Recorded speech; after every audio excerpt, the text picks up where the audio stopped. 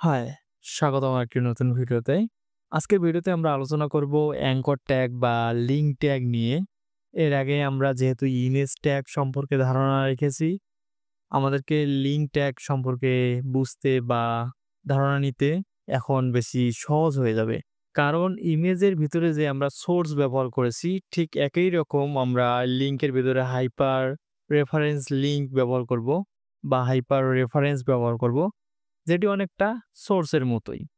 তাহলে আমরা শুরুতেই একটি ফাইল তৈরি করে নিব anchor.html।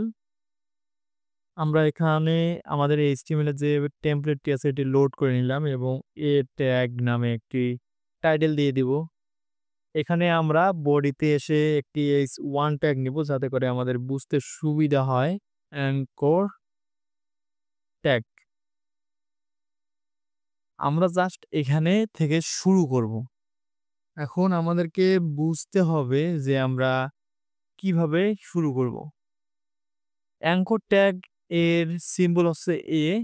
আমরা যদি এ ট্যাগ নেই, এ ট্যাগের আন্ডারে দেখতে পারবেন এখানে অনেকগুলো আছে। বেসিক্যালি আমরা এখানে যে অপশনগুলো ব্যবহার করতে পারি এ ক্লোন ব্ল্যাঙ্ক, এ ক্লোন লিঙ্ক, এ ক্লোন মেইল, এ ক্লোন টেল। এগুলো আমরা কখন কি ব্যবহার করব এগুলো নিয়ে আমরা একটু পরে আলোচনা করি। এখন আমরা জাস্ট এ ট্যাগ নিয়ে আলোচনা করি। এ ট্যাগ লেখার পর আমরা এখানে দেখতে পাচ্তেছি যে HREF মানে এহরেফ যে উচ্চারণটা এটি হচ্ছে হাইপার রেফারেন্স।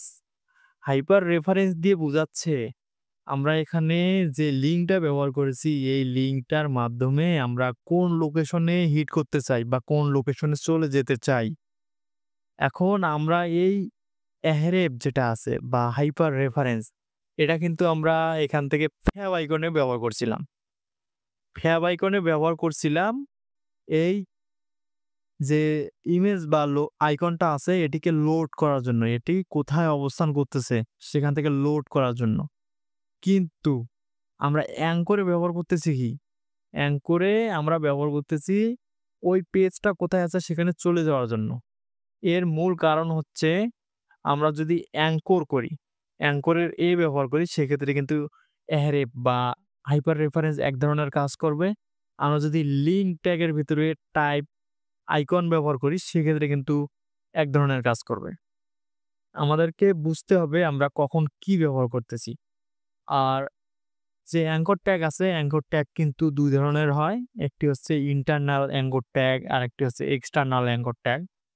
ইন্টারনাল বলতে বুঝাচ্ছি অ্যাঙ্কর ট্যাগের ভিতরে আমরা ২ ধরনের রেফারেন্স ব্যবহার করতে পারি। একটি হচ্ছে আমাদের সাইডের ভিতরে যে ফাইলগুলো আছে, যেমন এখানে যে ফাইলগুলো বিদ্যমান আছে, এই ফাইলগুলো যদি আমি এখানে রেফারেন্স ব্যবহার করি, সেক্ষেত্রে এটা হবে ইন্টারনাল অ্যাঙ্কর ট্যাগ। কিন্তু আমি যদি এখানে থেকে গুগলে সার্চ করি কোনো কিছু, যেমন আমি YouTube লিখে সার্চ করলাম। এই যে YouTube আসলো youtube.com। আমি যদি এই লিঙ্কটা এখান থেকে কপি করি এবং এখানে গিয়ে আমি যদি পেস্ট করে দেই, এই যে লিঙ্কটা আমি ব্যবহার করলাম এটি হচ্ছে এক্সটার্নাল লিঙ্ক। কারণ আমার যে প্রজেক্টের ফাইলগুলো আছে, এই ফাইলের বাইরের কোনো যদি আমি রেফারেন্স ব্যবহার করি সেটি হচ্ছে এক্সটার্নাল। এখন জাস্ট আমরা এটিকে লাইভ সার্ভার দিয়ে ওপেন করি এবং সরি এখানে আমরা কোনো কিছু লিখি নাই সেক্ষেত্রে দেখাচ্ছে না। এখানে লিখলাম বো ক্লিক মি, ক্লিক মি লিখলাম।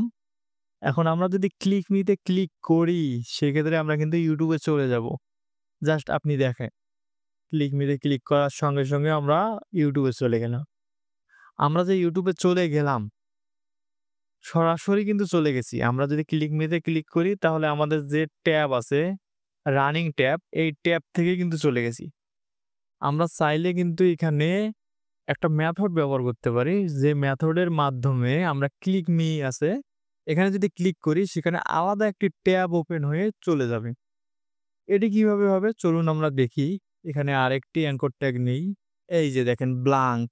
আমরা যদি ব্লাঙ্কে ক্লিক করি এবং এখানে আমরা জাস্ট এটি পেস্ট করে দেই। এটি যদি পেস্ট করে দেই, এখানে দেখতে পারতেছেন যে টার্গেট হচ্ছে ব্লাঙ্ক। এখন টার্গেট ব্ল্যাঙ্ক হওয়ার কারণ হচ্ছে আমরা যদি এখানে ক্লিক করি, এখানে যদি আমরা ক্লিক করি, সরি আমরা আবার এখানে কিছু লিখি নাই। আচ্ছা, এখন আমরা যদি এখানে আসি সেক্ষেত্রে দেখতে পারেন যে জোড়া লেগেছে। আচ্ছা আমরা এখানে একটা ব্রেক দিয়ে দিই।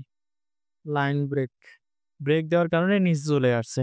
আপনাদেরকে এতটুকু মনে রাখা দরকার যে লাইন ব্রেক মানে বিআর দিয়ে লাইন ব্রেক করা হয়। একটা লাইন যেখানে থেকে আসে সেখান থেকে শেষ করে দিয়ে অন্য নিচে থেকে শুরু করা হয়।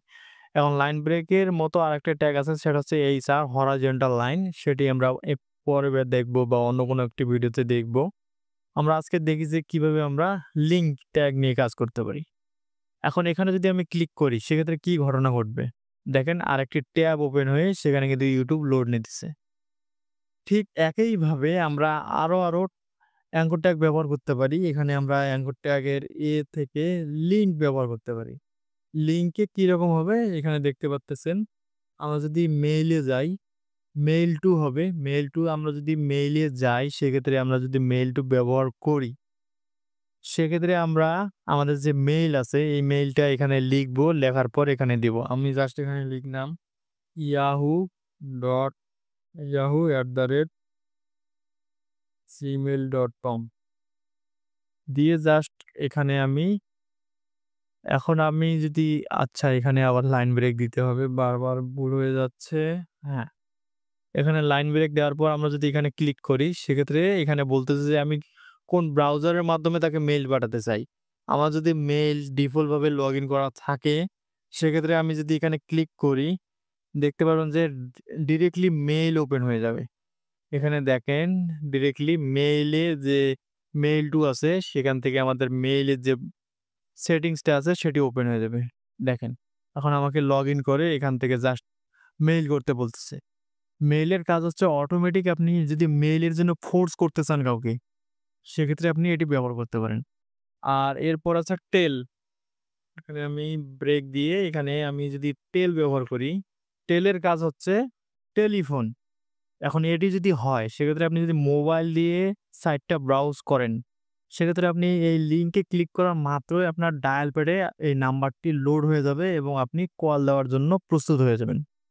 আমি জাস্ট এখানে লিখলাম 01 একটি কান্ট্রি কোড দিতে হবে 8801 জাস্ট একটা নাম্বার লিখলাম।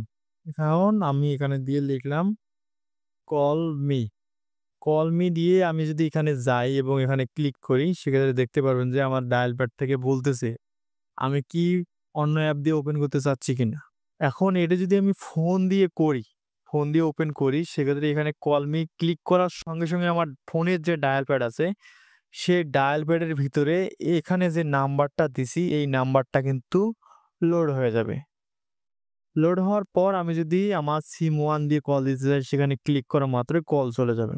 সিম 2 দিয়ে ক্লিক করলে সিম 2 দিয়ে কল চলে যাবে।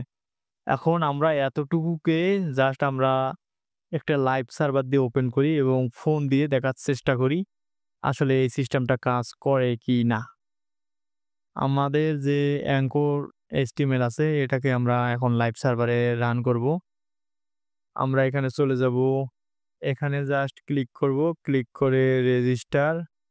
রেজিস্টারে এখান থেকে আমাদের যে সাইটটা আছে এখানে আমরা চলে যাব। শেষে যে আমরা লাইভ সার্ভারে একটি সাইট সেটিং দেখাইছিলাম সেখানে এখান থেকে জাস্ট এখানে যাব। ফাইল ম্যানেজারে আসার পর কন্ট্রোল প্যানেলে আমাদেরকে পারমিশন দিতে হবে। দিয়ে ওপেন ফাইল ম্যানেজার। এখান থেকে htdocs এর ভিতরে আমাদেরকে মূলত ফাইলটা আপলোড করতে হবে। আমরা জাস্ট এখান থেকে ডেস্কটপ থেকে এখান থেকে অ্যাঙ্করকে আপলোড করে দিলাম। আপলোড করে দেওয়ার পর আমরা এই ফাইলটাকে ডিলিট করে দেব এখান থেকে। আর অ্যাঙ্করের নাম করে দিব index.html কারণ সার্ভার মূলত ইনডেক্স যেটি আছে সেটিকেই সর্বপ্রথম প্রাধান্য দেয়, সেটিকেই সবার প্রথমে রাখে। এখন এটিকে রাখার পর আমরা জাস্ট আমাদের যে সাইটের লিঙ্কটা আছে এটি আমরা মোবাইল ফোন দিয়ে ব্রাউজ করার চেষ্টা করব। আর আমরা ডোমেইন নেমটা পাঠাই দেই যাতে করে মোবাইল দিয়ে আমরা ব্রাউজ করতে পারি। হ্যাঁ, এখন আমি মোবাইল দিয়ে দেখাচ্ছি কিভাবে আমরা ওখানে ক্লিক করলে কি কাহিনীটা ঘটে সেটা আপনারা দেখতে পারবেন। আমি জাস্ট মোবাইল ফোন দিয়ে সাইটটা ওপেন করব। আগে স্ক্রিন রেকর্ডারটা অন করে নেই। মোবাইল ফোনে আসার পর আমি জাস্ট এখান থেকে WhatsAppটা ওপেন করব। WhatsApp ওপেন করার পর আমি যেখানে লিঙ্কটা পাঠাইছিলাম সেটি ওপেন করব এবং এখান থেকে লিঙ্কে ক্লিক করার পর আমার ব্রাউজার দিয়ে ওপেন হয়ে যাবে কিন্তু। ব্রাউজার দিয়ে সিম্পলি আমার অ্যাঙ্কর যে পেজটা আছে এই পেজটা ওপেন হবে। হ্যাঁ, ওপেন হইছে। এখন আমি এটা একটু বড় করে নেই। এখন আমি যদি এখান থেকে উম কল মি তে ক্লিক করি তাহলে কি ঘটে দেখেন। কল মি তে ক্লিক করার পর আমার এটা সিলেক্ট করতে বলতেছে। এই যে দেখেন নাম্বারটা অটোমেটিক চলে আসছে। এই নাম্বারটা কিন্তু এখানে অটোমেটিক চলে আসছে। আরেকটা ব্যাপার দেখাই, এখন যদি আমি এখান থেকে গো তে ক্লিক করি, গো তে ক্লিক করলে দেখেন আমার এখানে ২ টি মেইলের ডিফল্ট যদি একটা থাকতো সেক্ষেত্রে কিন্তু অটোমেটিক মেইলে লোড হয়ে যাইত। এখন আমি এটা দিয়ে যদি অলওয়েজ করে দেই তাহলে কি ঘটে দেখেন। জাস্ট আমি এটা একবার কেটে দেই। কেটে দিয়ে জাস্ট গো তে ক্লিক করলাম। দেখেন অটোমেটিক ফোর্স করতেছে কিন্তু আমাকে একটা মেইল পাঠানোর জন্য। জাস্ট এতটুকুই ঘটছে ঘটনা। এখন আমি যদি এখান থেকে অ্যানাদার এ ক্লিক করি, ঠিক ওই আগের মতোই ব্ল্যাংক একটা পেজ নিয়ে সেখানে YouTube লোড করবে। আজকে যে ক্লাসটা হচ্ছে অ্যাঙ্কর ট্যাগের ক্লাস হচ্ছে এই পর্যন্তই। আপনি যদি অ্যাঙ্কর ট্যাগ বুঝে না থাকেন, সেক্ষেত্রে কমেন্ট করতে পারেন। আর আমাদের ভিডিও যদি ভালো লেগে থাকে সেক্ষেত্রে অবশ্যই সাবস্ক্রাইব করবেন। আশেপাশে আপনার বন্ধু-বান্ধব যারা হচ্ছে ওয়েব ডিজাইন এবং ডেভেলপমেন্ট শিখতে আগ্রহী, এ বিষয়ে কিছু জ্ঞান অর্জন করতে চায়, সেক্ষেত্রে আপনি তাদেরকে সাজেস্ট করতে পারেন আমাদের চ্যানেলটা। যাতে করে আমরা একটা সুন্দর কমিউনিটি বিল্ড আপ করতে পারি। দেখা হবে পরবর্তী ভিডিওতে। সে পর্যন্ত ভালো থাকবেন, সুস্থ থাকবেন। আল্লাহ হাফেজ।